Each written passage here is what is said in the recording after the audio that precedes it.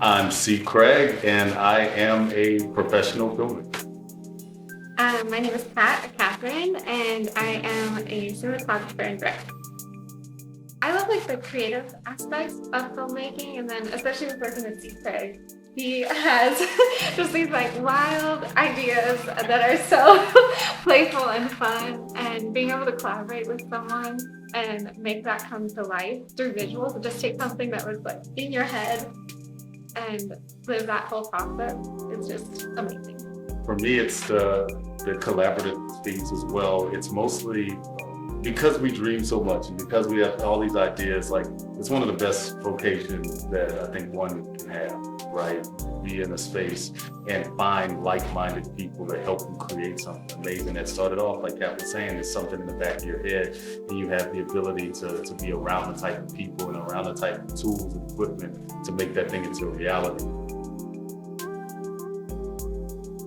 I could say for me, there was one that enhanced it for me. I did a film a few years ago during the height of the pandemic called Blown Together, and it was at a time where we didn't know how to move forward. We were fortunate enough to find an actor and her family that allowed us to ship all of the equipment to her house, and our entire team was on Zoom. So she spoke to each department, one department at a time, to set up everything in the house. We changed out all their light bulbs to fill a few light bulbs.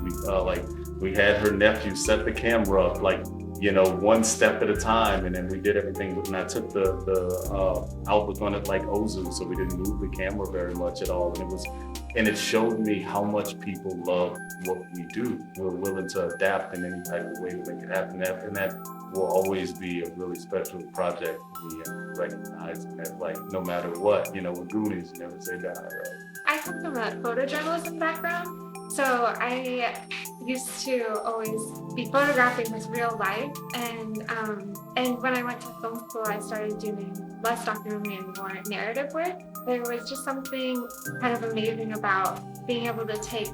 I focused a lot on like historical events and being able to take that and turn it into narrative. So I did that with my thesis project, which was about the Latino 10, which were 10 Latino women who had been sterilized without their consent during the 1970s, USC's Wacom hospital.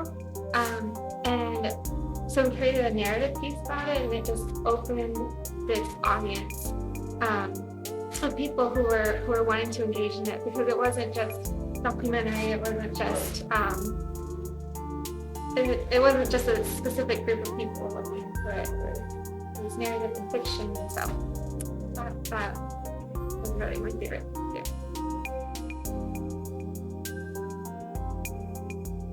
This is cool. For me, it was Final Draft.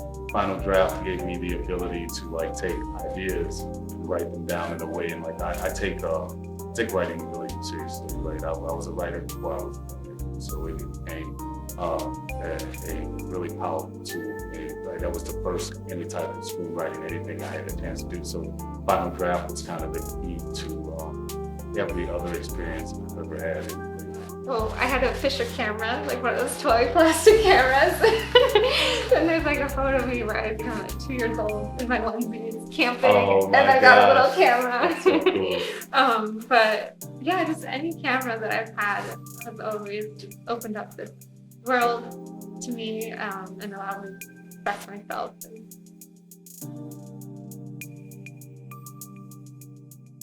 Prior to making Fathead, I would have said it's not very important. But how I've changed as a filmmaker since then, not only would I say it's important, I would say it's paramount, right? Because one of the things that technological advancements with our tools, with software, things do, the good ones make things more efficient and make things more specific, right? Because a lot of times what you have is this no man's land of trying to get your idea from your head to your team's head, and then as close of that as possible to get it, right? So with those tools that we have now, it takes that time and halves it at least, right? So that's a beautiful thing to have, and that we should take advantage of, and we should constantly. So yeah, I would say right now it's a high priority. Our last film, Fathead, being able to film on a volume our actors were able to interact with the environment. They knew they knew that they were walking into a junkyard, or they knew that they were walking in to a cave, and act and be able to be a lot more genuine. Yeah, I mean, I think it's like a double-edged sword, but it's fun to explore. Yeah, we have a professor that used to say, never make actors act unnecessarily, right? And one of the things that the technology of production has done is give them the ability to like respond to what's in there instead of having to be more active inside their head by themselves.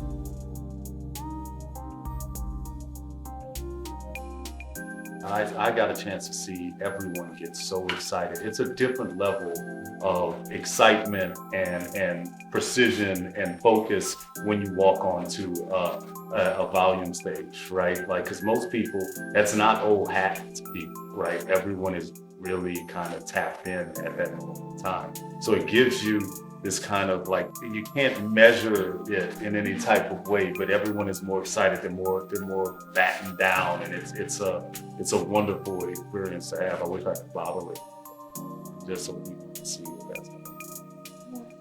Yeah, and I think just coming from the DP perspective, it was so great to learn how to work collaboratively with all these departments that usually the DP wouldn't have any contact with, or would have like minimal with post. And like the team at Amazon that we were working with, Fathead, in charge of the volume, it was so great working with them, and we were able to collaborate with, like, sometimes I was like, oh, can I have a fire in the background here? Right. And then I worked with our gaffer, and we set up a light right below the fire off screen, so that like on our afters you could see that like flicker of the light. And so just being able to plan and work together a lot more seamlessly, it was exciting. It definitely forced us to become like much more devout practitioners of fix it and please, right? And you very much learn how to make critical decisions much earlier, right? Nothing gets kicked down the road. And like department by department by department, everyone's input is needed instantly. Like, I think that's like one of the most ways to make it. Yeah, and especially with like creating the environment and working with Narwhal, we decided on like the lighting of these environments ahead of time. Right. And just everyone was then on the same page, like, this is the direction we're moving. Yeah. How often do you get a chance to pick what color you want the sky, right? And what shape you want the clouds, and things like that. So it's one of the few times in filmmaking, virtual production, like it's one of the few times in filmmaking where you control every single inch of the canvas, right? It's up to you on how much is too much detail.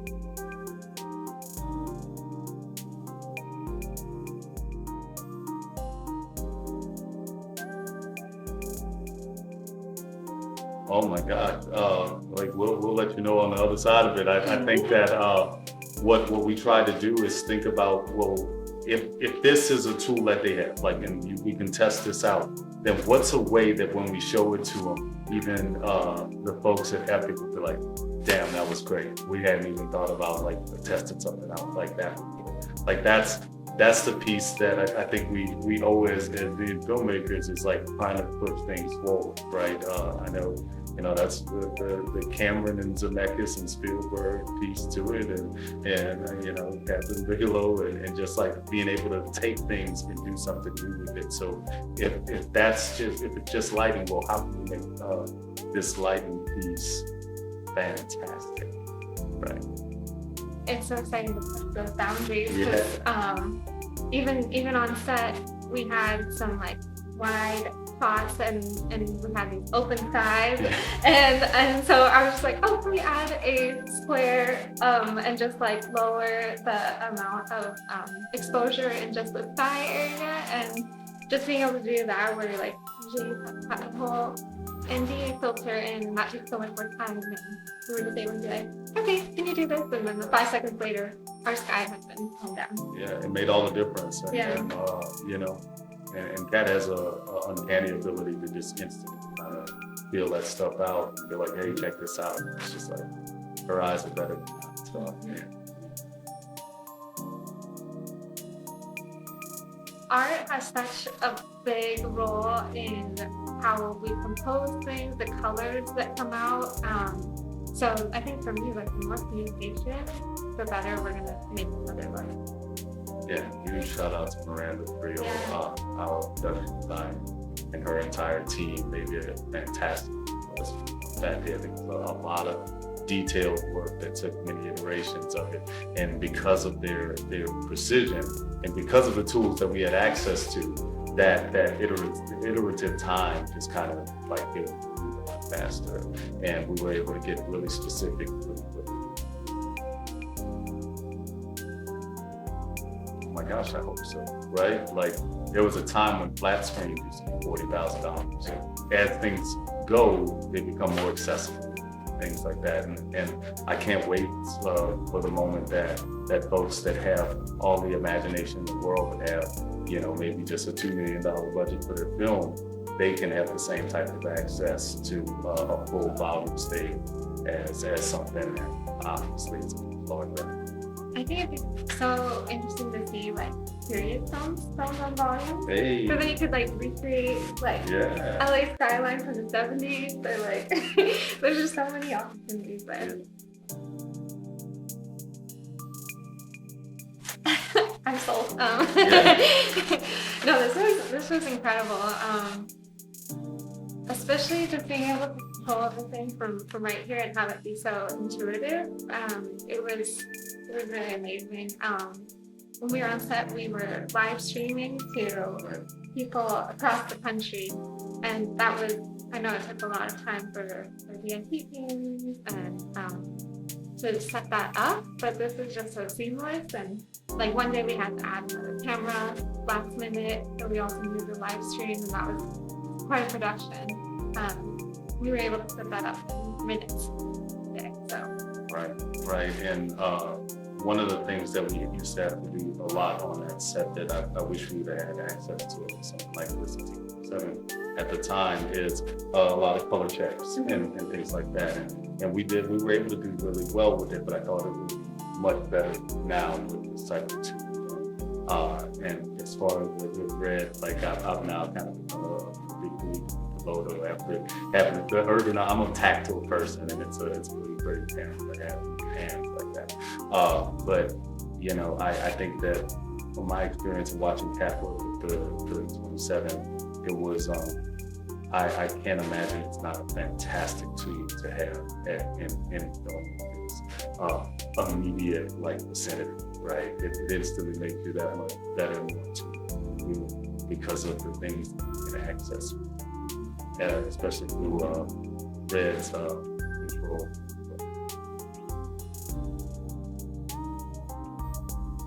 I love it because, like I said, I'm a tactile person, so like that's really great for me. And there's other projects that I'm working on that are going to be multicam in the near future, very near future, that I can't wait to work with, like both products with in unison, because it was just so easy to work with, and it gives you so much control in the multicam space and make sure. Like one of the things with multicam, like digress a little bit, is that people worry about that you lose specificity and you lose like intentionality that you tend to get in filmmaking, like improves in filmmaking. And what the Cintiq and RCP does gives you ability to like re-inject that intentionality into the job. So, or multiple shots. So I'm looking forward to that in a really good way and seeing what we can make with that. So just from a DP standpoint, I sometimes have to memorize so many different like venue settings, and everything is always different, and it's sometimes a challenge to just get the one thing that I want to happen. But working on this today, like it was so intuitive, and it was so easy just to change and adjust, slightly adjust things. And I'm also thinking this on car shoots and when cameras are rigged in situations where it's hard to reach, with overhead shot. Like this is just so easy to make that thought happen, and make like subtle changes. But yeah, I'm just Yeah, play with this. I tend to gravitate toward things that put a smile on my face, right? And like when I walked in the room and saw the setup for this red, like it made me just kind of like I love this stuff like everybody loves it, man. Like I'm a filmmaker because I like to be in spaces that are joyful to me, right? And these particular tools are joyful to me. So the tradition for me for with something that's tactile is it's speed, right? Speed, efficiency, things like that. Things on because Kat and I tend to work on sets where days are expensive, right? So like if days are expensive, time is expensive. So if there's something that it's even cutting seconds off of things, that's an advantage, right? That's more time spent like in a take, right? I'd rather spend that time in a tape. So that tool makes it useful with that. Yeah. Similarly, especially if your team is get bigger and there's more people to communicate with, being able to use differently and to visually have everyone on the same page. We're looking at this beautiful monitor, right. Everything is listed there, and just be able to tap the screen and just like it just helps really much. Filmmaking is like what from here to there, right? So being able to have any tool that could help you get from here to there faster, that's the sweet spot. Financially, like if you're having one monitor, it's right there. But then also, yeah, like I was saying, just being able to quickly make adjustments, and especially again, like a camera's rigged up high and I don't have access to it, or it's gonna take longer for me to ask the first aid, like, can you make this change? And I can just make it from sitting down next to a Cintiq or right. the director. Like that just makes our communication better and allows the data flow faster. I think that it obviously enhances, right? It's a larger monitor. You can get more visual information from it, right? Which obviously it all boils down to efficiency, right? And not having to look at something where you have to squint. The moment you're squinting, we're losing time, we're losing information. So like having something this size or this that with that type of color space and color sign involved with it, I think it's remarkable. It's a really great tool. I mean, obviously, like my set.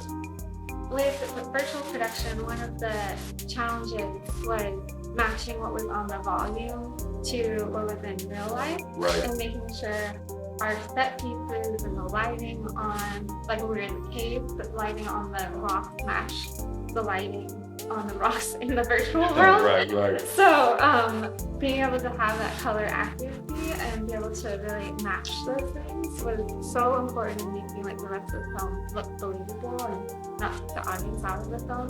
There's so much value in that. And it's not that it won't match, it's that it will match fast.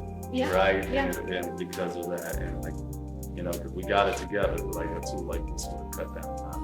Mm-hmm. Yeah, I am a very visual person, so if there is a lot of like text that I have to read versus this has like everything is large and visual, it's just for me it felt a lot more intuitive, and I was able to understand it a lot easier and move through it really fast. So I'm a fan.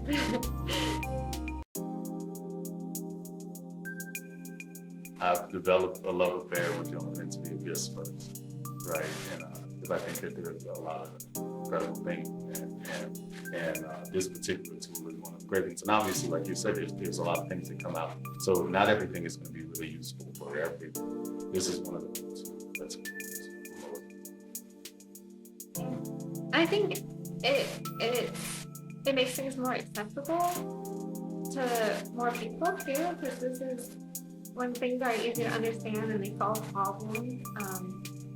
I don't know, to me it just makes like the learning curve easier, and so it's more people can have access to it and like, create those amazing visions that are in their head. And to me, everyone can create art. And presentation is everything, right? Like it's a tool that's inside and it gets to live on another, right? So like you get to one. So yeah.